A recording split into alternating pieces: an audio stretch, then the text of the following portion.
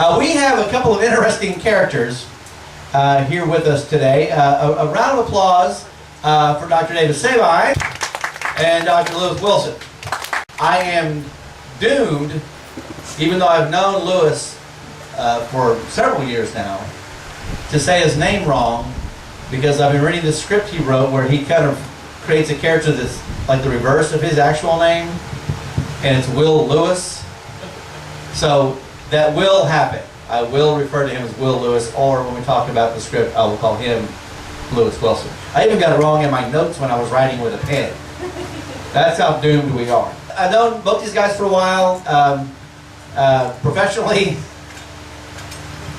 let's just say, I was a client of Dr. Sabine's before he was a client of mine. In fact, the only professional relationship that has yet to exist is Lewis has not medically examined me yet. We need to talk about colonoscopy. Yes, we do need to talk about colonoscopies in great detail at some point. Sabine here is a psychologist who is also an author. He's written a book called A Chair with a View. Lewis here is who's a gastroenterologist, hence the colonoscopy reference, is also a filmmaker. Okay, well, I started over there on not far from Mesquite Street here and on Melody Lane, so we're not far from my true stomping ground. So I've worked as a psychologist here for about 20 years now, but over the last 10 years or so I've taken up an apprenticeship in writing.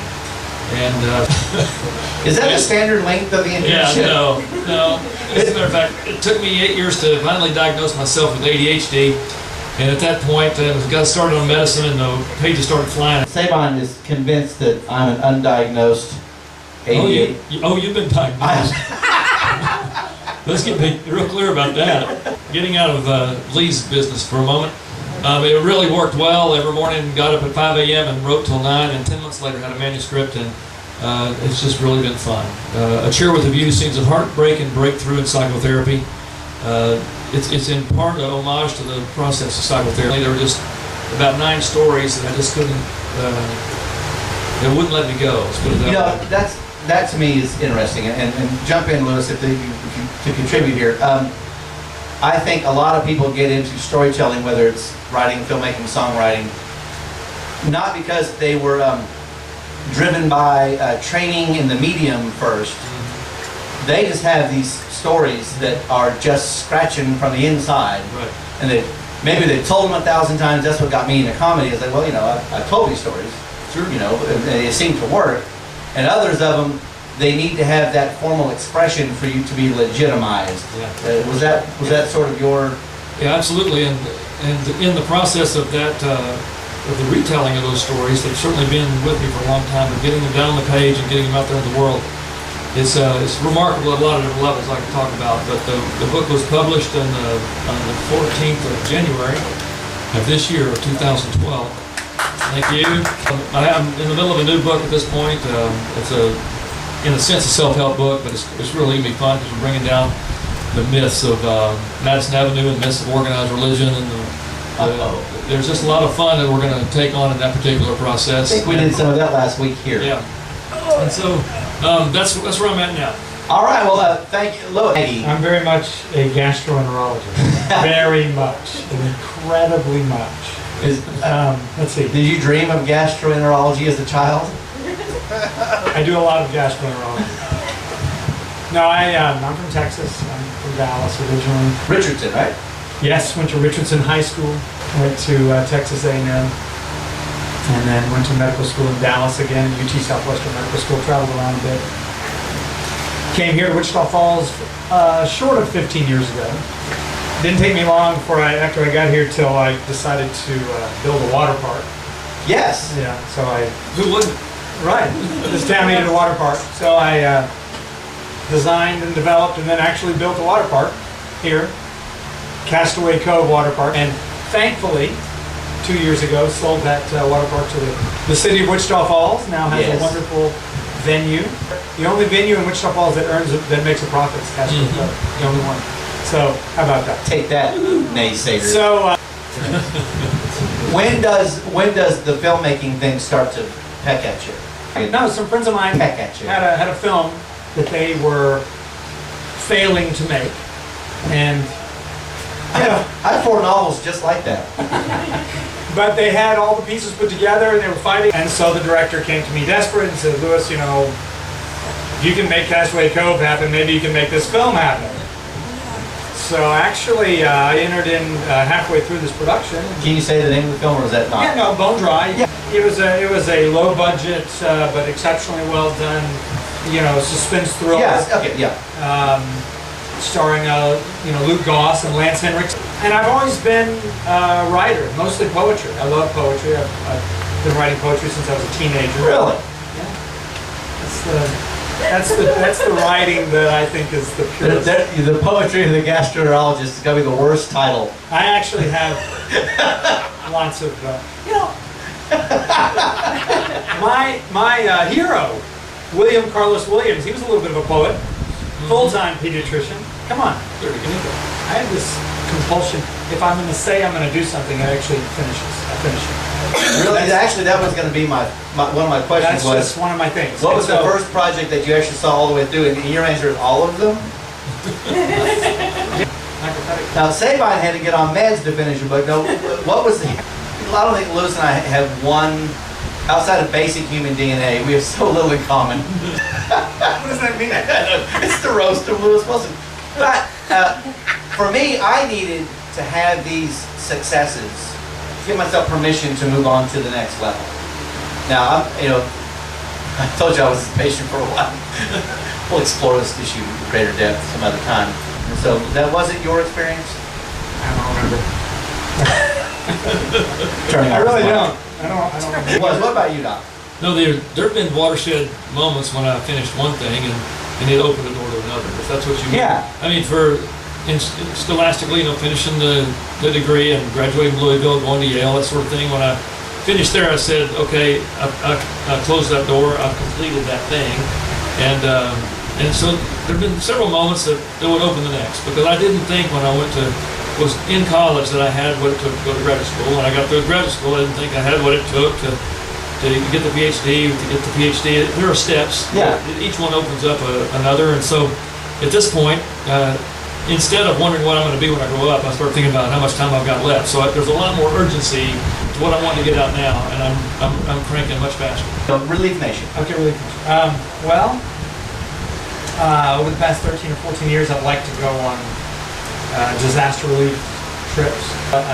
Sri Lanka after the tsunami, Nicaragua after Hurricane Charlie. We went to Haiti after the earthquake in 2010. You're talking about how the stories that you couldn't shake. I totally admire writers who can invent a story entirely fictional and do it in an authentic way. I don't have that skill yet. I've tried. It's difficult. That's extremely difficult. But I believe that most of us have experienced some stories. Very few things get more intense than that. So anyway, I ended up writing a feature film called Earthquake Cowboys, which I just finished recently. It's a badass name. I love it. That name. Which is from real life experience. And he went out there I guess a month or so. Yeah, we went directly in after the earthquake, February 2010. And then I went back 1 year later. With the film crew. With my cameraman, just one guy. Yeah, but with my friends in Haiti that I had met the year before. But you didn't shoot video the first time. You just went down. Yes, no, we shot a lot. Okay, so that's why I wasn't sure. So you went down there with an eye toward collecting an inventory of footage. That's right. Did you have an agenda? At first I thought, well, we need to film this. Well, when I went, let me just say this. Every single time I've done disaster relief, every single time, one way or another, I came away with this bad feeling. A similar bad feeling each time? Oh, yeah. And that feeling was?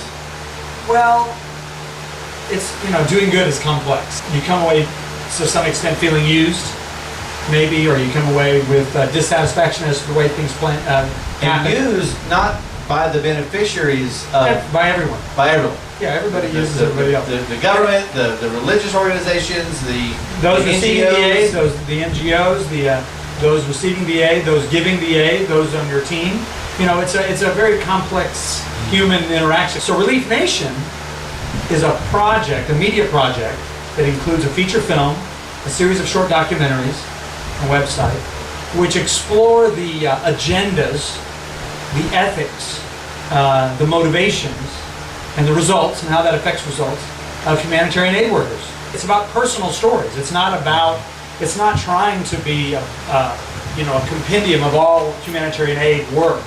It's not studying necessarily the effect of government or NGOs or churches or anything specifically. It's about why we do that. What are we doing there? Why are we there personally? So these both the feature film and the documentary vignettes, they explore the personal journeys of these individuals that you know or that I know, people that I've known. I had the luxury of traveling around Haiti with a cameraman and interviewing dozens of different people in different projects around Port-au-Prince and the surrounding areas, and just asking them, what are you doing here? Who do you work for? What are you accomplishing? Was there any kind of consensus answer? There are some sort of formulas that start to come out. Some patterns. For instance, some people start off for the adventure. A lot of people start off for the adventure. A lot of people. If you get down to it, why did you really start that first time? It was for the adventure. The adrenaline, the buzz of being it's a part of exciting, this thing. that's where. And then next thing you know, it gets personal. It always gets personal. Some people are trying to improve their position at work. Some people are trying to improve the attendance at their church. Well, Seba, what's going on with these people? These as in who? These people he's describing. Oh, there's such a rich variety of those people, isn't there? That he's described, and of course I haven't met the folks he's talking about. He's pointing out several things I think are really interesting, and I think that there's some that are just really trying to get some needs met personally, but then they get engaged in the process, and either they sell out to some other agenda, or they really become sold, into the process and are hooked and remain. And I'm interested, of course, in what people do to deceive themselves, that they think in some instances they're doing good when there's such an obvious agenda that's about themselves. And then there are others who are really there, that are just amazing. And in my work in the inner city and working with impoverished people there are just folks that I know that are so heroic to me. That you never guess. Now, do these people with the no agenda, the golden-hearted people, are they the ones that get swallowed up first, or do they manage to survive in this environment you're describing, Liz?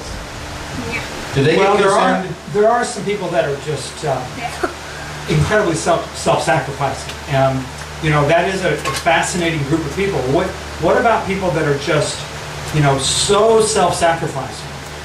Why are they so self-sacrificing? They have their own, and that's fascinating. And in my experience, the people that I've interviewed like that, they do have, maybe difficulties with organization. They need somebody else to help sort of direct them. But occasionally you'll find someone with both skill sets. They have that incredible heart and those organizational abilities, but those people are rare. Yeah. What's the least rare? Self-serving manipulation. Yeah. Is what it comes down to. The question is, where do you find the balance between altruism and self-service?